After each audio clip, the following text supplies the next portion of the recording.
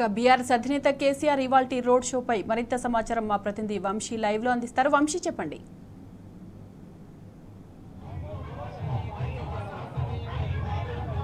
48 గంటల విరామం తర్వాత బీఆర్ఎస్ పార్టీ అధినేత కేసీఆర్ గారి బస్సు యాత్ర ప్రారంభం కానుంది. దీనికి సంబంధించి కూడా ఏర్పాటు చేసినటువంటి పరిస్థితి మనం చూస్తున్నాము. రామగుండంలోని మున్సిపల్ చౌరస్తాకి భారీగా ప్రజలు వచ్చినటువంటి పరిస్థితి కూడా మనం చూస్తూ ఉన్నాము. ప్రధానంగా మహిళలు కూడా ఘన స్వాగతం పలకడానికి కూడా పెద్ద ఎత్తున ఈ ప్రాంతానికి చేరుకున్నటువంటి పరిస్థితి కూడా మనకు కనిపిస్తూ ఉంది. కొంతమంది బీఆర్ఎస్ పార్టీ నాయకులు ఉన్నారు, వారితో కూడా మనము మాట్లాడించే ప్రయత్నం చేద్దాం, వారి అభిప్రాయాన్ని కూడా మనం తెలుసుకునే ప్రయత్నం చేద్దాం. ఇప్పటికే బస్ యాత్రకి సంబంధించి కూడా రాష్ట్ర వ్యాప్తంగా విశేషమైనటువంటి స్పందన వస్తున్నటువంటి పరిస్థితి కూడా మనకు కనిపిస్తూ ఉంది. ప్రధానంగా వేలాది సంఖ్యలో లక్షలాది సంఖ్యలో ఈ బస్ యాత్రకి ప్రజలు వస్తున్నటువంటి పరిస్థితి కూడా మనకు చూస్తూ ఉన్నాము. ప్రధానంగా మనం కొంతమందితో కూడా మాట్లాడించే ప్రయత్నం చేద్దాం. ప్రధానంగా బస్ యాత్రకి విశేషమైనటువంటి స్పందన వస్తూ ఉంది. రామగుండంలో ఎలా జరగబోతుంది అంటారు? ఇది ఉద్యమాలకు పురిటిగడ్డ ఈ యొక్క రామగుండం పారిశ్రామిక ప్రాంతం. గౌరవ ఉద్యమ మహానాయకుడు తొలి ముఖ్యమంత్రి కేసీఆర్ గారు ఆనాడు ఉద్యమ సమయంలో ఏ పిలుపు ఇచ్చినా కూడా ఇక్కడ ఈ యొక్క కార్మిక క్షేత్రంలో ముందు భాగాన ఉండి నడిపించినటువంటి సందర్భం.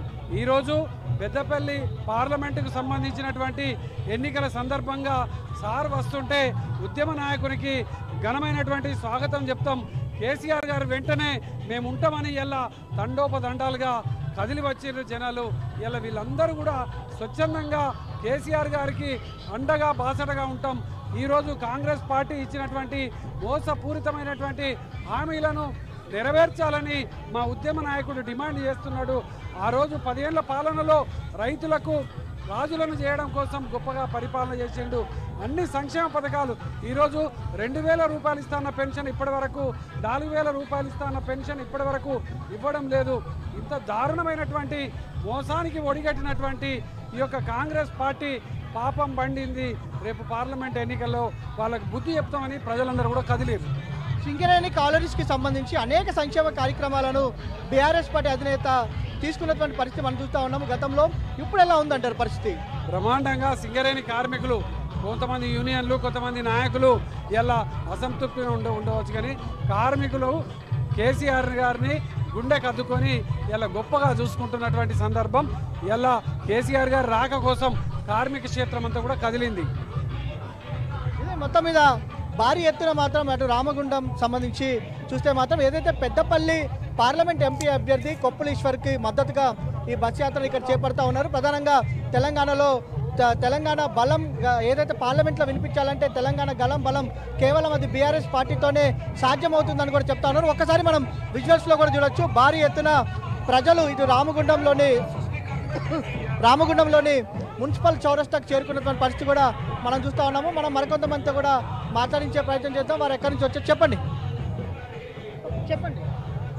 తెలంగాణ రాష్ట్రంలో జరుగుతున్నటువంటి ఈ ఎన్నికలకు ఒక విశిష్టత ఉన్నది. దేశం మొత్తం జరుగుతున్న ఎన్నికలు వేరు, ఇప్పుడు ఇక్కడ తెలంగాణ రాష్ట్రంలో జరుగుతున్నటువంటి ఎన్నికలు వేరు. ఒక 48 గంటల ప్రచార నిషేధాన్ని విధించిన తర్వాత కేసీఆర్ గారు మరి మొట్టమొదటిసారిగా ఇప్పుడు రామగుండం నియోజకవర్గ కేంద్రంగా పార్లమెంటు ఎన్నికల ప్రచారం చేపట్టబోతూ ఉన్నారు.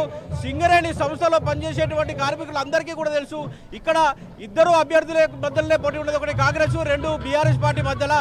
కాంగ్రెస్ పార్టీ నుంచి వచ్చినటువంటి నాయకుడు ఎవరైతే ఉన్నారో ఆయన పారాషూట్ వేసుకొని ఎలాంటి ఇక్కడి సామాజిక పరిస్థితులకు ఎలాంటి సంబంధం లేకుండా ఎలాంటి కార్యకర్తలతో కూడా ఏ రోజు కూడా ఎలాంటి సంబంధం లేకుండా ఆయన ఈ రోజు వచ్చి డైరెక్ట్గా ఎంపీకి పోటీ చేస్తూ ఉన్నారు. అదే కొప్పుల ఈశ్వర్ గారు 26 సంవత్సరాలుగా సింగరేణి కార్మికుడిగా పనిచేసి 40 సంవత్సరాలుగా అనేక కార్మికోద్యమాల్లో, విప్లవోద్యమాల్లో, దళిత ఉద్యమాలలో తెలంగాణ కోసం జరిగిన ప్రతి పోరాటంలో కూడా ఆయన ముందు వరుసలో నిల్చొని అనేక త్యాగాలు చేసి మరి ఈ రోజు ఎంపీ అభ్యర్థిగా అభ్యర్థిస్తూ ఉన్నారు. కాబట్టి ఈ రామగుండం నియోజకవర్గ ప్రజలు పెద్దపల్లి పార్లమెంట్లో ఉన్నటువంటి మిగతా 7 నియోజకవర్గాల ప్రజలు కూడా గమనిస్తూ ఉన్నారు. ఈ పారాషూట్ వేసుకొని వచ్చిన నాయకులకు కాకుండా ప్రజల మధ్యలో ఉన్న నాయకుడికే ఓటేద్దామనే ఉద్దేశంతో ఇక్కడ ప్రజలందరూ కూడా కక్కడ బదిలీ ఉన్నారు. అందుకోసమే వేలాదిగా అన్ని నియోజకవర్గాల నుంచి తరలి వస్తున్నారు. మొన్న అసెంబ్లీ ఎన్నికలలో జరిగిన తప్పు మళ్ళీ జరగొద్దు అనే ఉద్దేశంతో ఈసారి ప్రజలందరూ అప్రమత్తంగా ఉన్నారు. 6 గ్యారంటీల అందమైన అబద్ధాలతో వచ్చిన కాంగ్రెస్ పార్టీకి బుద్ధి చెప్పడానికి ఇక్కడ ప్రజలందరూ కూడా సిద్ధంగా ఉన్నారు. ఇది మొత్తం మీద అటు ఏదైతే రామగుండంలోని మున్సిపల్ చౌరస్తాకు భారీ ఎత్తున ప్రజలు చేరుకున్నారు. ఇప్పటికే అటు కళాకారులు ఆటపాటలతో కూడా కోలాహలం నెలకొన్నటువంటి పరిస్థితి మనం చూస్తూ ఉన్నాము. ఇక్కడ నుంచి కాసేపట్లో ఆల్రెడీ 8 కంప్లీట్ కావచ్చింది. ఏదైతే 8 గంటలు పూర్తయింది, ఏదైతే 48 గంటలు పూర్తయినటువంటి నేపథ్యంలో 8 దాటినటువంటి నేపథ్యంలో కాసేపట్లో ఇక్కడ నుంచి బీఆర్ఎస్ పార్టీ అధినేత కేసీఆర్ రోడ్ షో ప్రారంభం కానుంది. దీనికి సంబంధించి కూడా భారీ ఎత్తున ప్రజలు వస్తూ ఉన్నారు. వారు ఏం చెప్తారనే ఆసక్తితో కూడా ఎదురు చూస్తున్నటువంటి పరిస్థితి మనకు కనబడతా ఉంది. Over to studio. Right Vamshi, thank you.